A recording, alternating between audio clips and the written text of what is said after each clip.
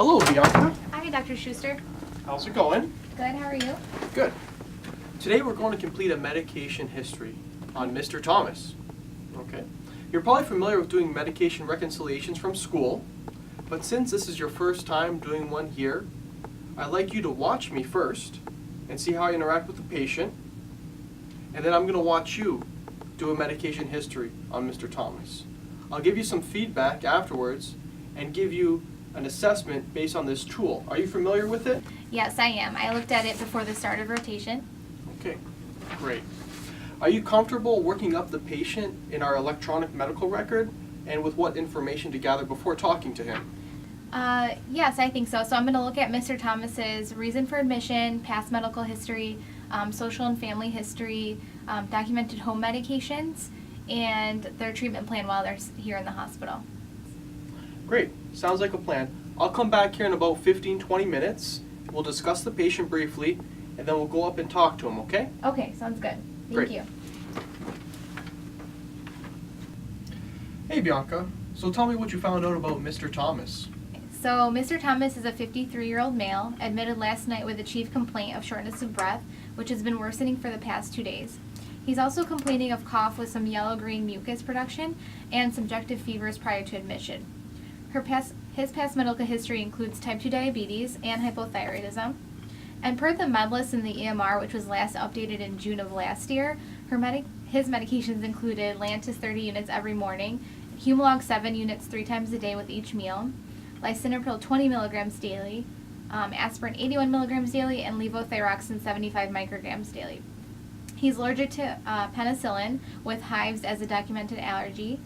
And currently the primary team is treating the shortness of breath, which is likely secondary to community-acquired pneumonia. He was started on ceftriaxone and doxycycline last night for pneumonia. And the chest x-ray from this morning appears to have multiple infiltrates. And he ran one fever early this morning of 38.5 degrees Celsius. Cultures are still pending. And besides for the antibiotics, he was started back on the home insulin regimen, lisinopril, and aspirin. Vitals are stable and labs are within normal limits this morning. However, the fasting glucose is slightly elevated at 150 and the potassium is at 4.7, so I'm just going to keep an eye on those while he's here. The last A1C we have is from January of 2014, which was elevated at 9.1%. Great, good job. Looks like you did a real thorough workup. Knowing what you know now, what types of things are you going to ask Mr. Thomas? Well, I want to ask about all of the medications he's currently taking, what the doses are, and if he ever misses doses, and since, especially since the med list was last updated about a year ago. So a lot could have changed since then. I really want to make sure we restart the correct insulin dose and lisinopril dose, and just keep an eye on the fasting blood glucose and potassium, since they're a little bit on the higher side this morning. I'm also wondering why the doctor didn't start on levothyroxine yet, so I want to ask if he still is taking that and how much he takes. Oh, and since they started the patient on ceftriaxone and there's a documented allergy to penicillin, I just want to make sure what the reaction was and if he's ever tolerated cephalosporin like Keflex in the past. Sure, those are great questions to ask. And you also want to ask if there's anything over-the-counter, herbal supplements, things like that that the patient might be taking that aren't on our list, okay? Right, good point. Okay, so it looks like we're all ready to talk to Mr. Thomas. Make sure you bring up your papers, your medication list, and everything to write down, okay? Okay, thanks, got it.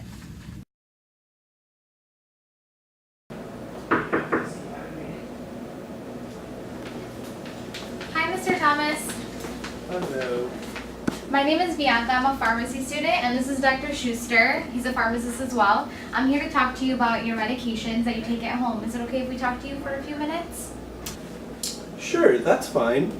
Okay, so I have a list of your medications from the computer, but sometimes this becomes out of date after we don't see you for a while, so I just wanted to make sure that we have an accurate list of all your medications. Do you happen to have a list with you or medication bottles with you from home? No, I don't have my medications with me, and I don't keep a list. I just have them all set up in my kitchen, and I know what to take. Okay, do you know your medications by memory, or would you like me to go down my list? I'm not really good at knowing my medication names. You should probably use your list, and I can answer any questions that you have. Okay, that works fine. So let's start with your medications that you use for high blood sugar. What are you taking for that? Yes, I do that pen injection at night, and I do another one 3 times a day when I eat. Humalog or something. Okay, so when you use Lantus, how many units do you inject?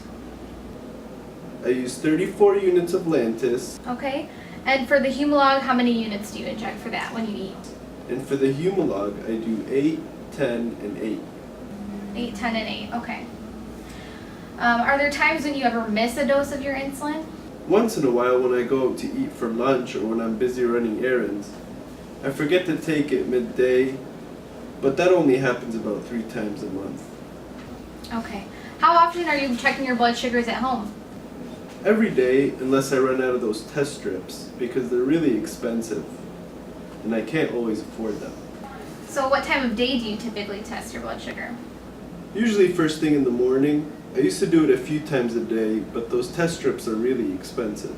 Yes, they can be expensive. How often do you find yourself running out and not being able to test your blood sugar? Well, I've been doing okay lately, but for a few months I ran out for a couple of weeks because of money issues. Then my doctor said to just test once a day in the morning. Okay. So what else are you taking for your high blood sugar? No, not that I know of. Okay. Now let's talk about your blood pressure. What are you taking for your high blood pressure? I told you I wasn't good at my medication names. I think it starts with a C. I used to be on that lisinopril, but they switched me to something else because I had this worst cough that wouldn't go away. But the doctor said it was really similar to lisinopril. Is it called Cozar? The generic name for that is losartan. Does that sound familiar? Yes, that's it. Losartan. That's the name on the bottle I have at home. Okay. How long have you been on the losartan and how much do you take a day? It's been about 2 months now that they switched me over. I think it's 50 milligrams once a day or twice a day. I can't remember. I'm sorry. I'm so tired. That's okay, Mr. Thomas. Are you taking anything else for blood pressure? No, but I am taking baby aspirin. I think, is that for my blood pressure? Aspirin is for your overall heart health, not for blood pressure, but since you mentioned it, what dose of aspirin are you taking? It's the baby one. I buy it from the drugstore. It's a little pill once a day in the morning. Now, what are you taking for your hypothyroidism or low thyroid? Yes, I take that every day before I eat or drink. I forgot the dose I take. Come to think of it, I don't remember the nurse giving me that this morning. Okay, is that the levothyroxine that you're talking about? I think so. Okay. So I'll look into that dose. What other medications are you taking besides for the ones that we just talked about? Nothing. I don't take anything unless the doctor tells me I have to. Okay. Any inhalers, eye drops, or creams, or even any vitamins No, or supplements none that of that. you use? No? Okay. Okay, great, Mr. Thomas. So which outpatient pharmacy do you use? I go to the Walgreens on Jefferson and Mount Elliott. Okay. Do you use any other pharmacies besides that one? No, never. Okay. Mr. Thomas, I'm going to call your Walgreens pharmacy so that I can make sure that I have an accurate list of your medications and all the doses that we talked about. And I'll update the computer to make sure that you go home on all the right medications. And I'll also ask the pharmacist there if you need any refills, and we make sure you'll get those before you get discharged. Sure, that's fine. I don't think I'm running low on my refills, but you can ask them. Okay, thanks, Mr. Thomas. I'm going to go call your Walgreens very soon. What questions do you have for me right now? Do you know when I'm going home? No, I wish I knew, but we'll have to talk to your doctor about that. Thanks for talking to me, Mr. Thomas. We'll see you later. Okay, thank you. Thank you.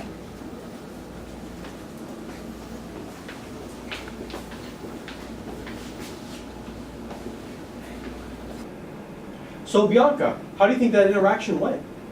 Well, I think it went well overall. I can't believe I forgot to ask about allergies. And maybe I could have probed a little bit more about the diabetes management at home, but I think that he knew his doses pretty well and seemed to have pretty good compliance. Good. Yeah, I noticed you forgot about the allergies, but don't worry, you can go back and talk to Mr. Thomas in a little bit, okay? Okay. Overall, you did a great job talking to the patient. You had a nice rapport there. You asked about the outpatient pharmacy, which is important, and you probed and asked the questions at the right time. Okay, thank you. So, After you go back and talk to Mr. Thomas about the allergies, the next step is to call the pharmacy, get the medication history, and update the whole medication list, okay? Right, I'll go do that now.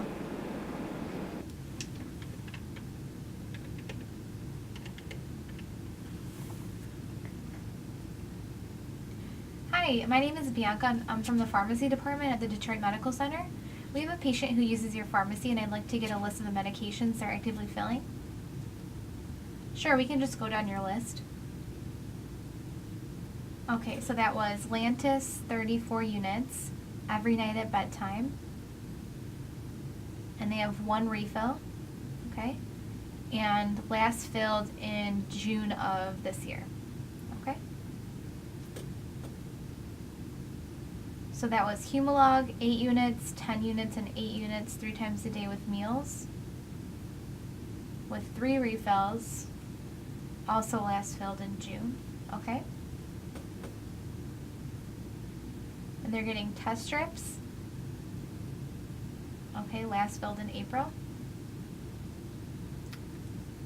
And losartan, 50 milligrams once a day, last filled in July, okay, and 3 refills, thanks.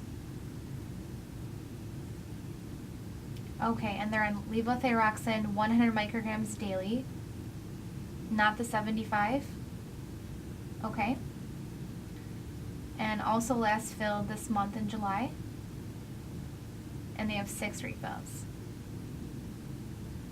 Okay, anything else? All right, thank you very much. I appreciate it. Bye.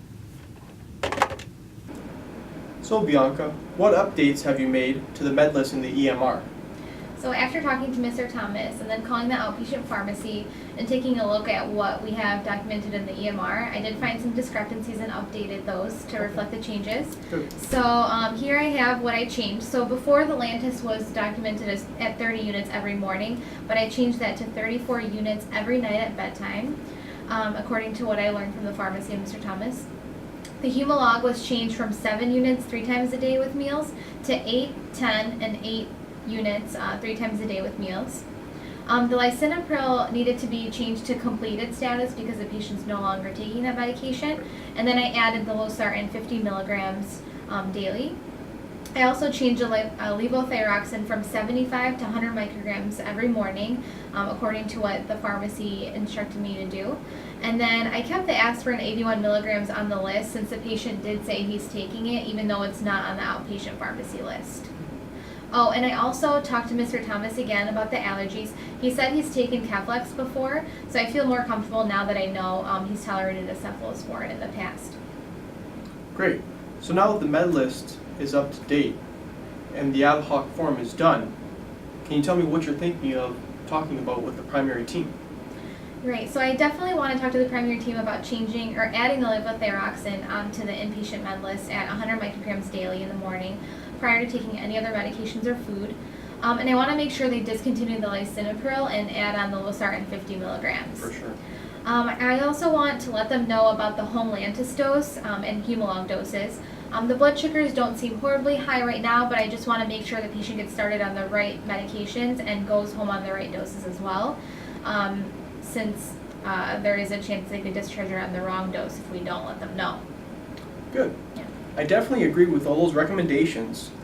They may even want to check the A1C, Right. since he's not been here for a while, okay? And then maybe even a TSH level. Okay.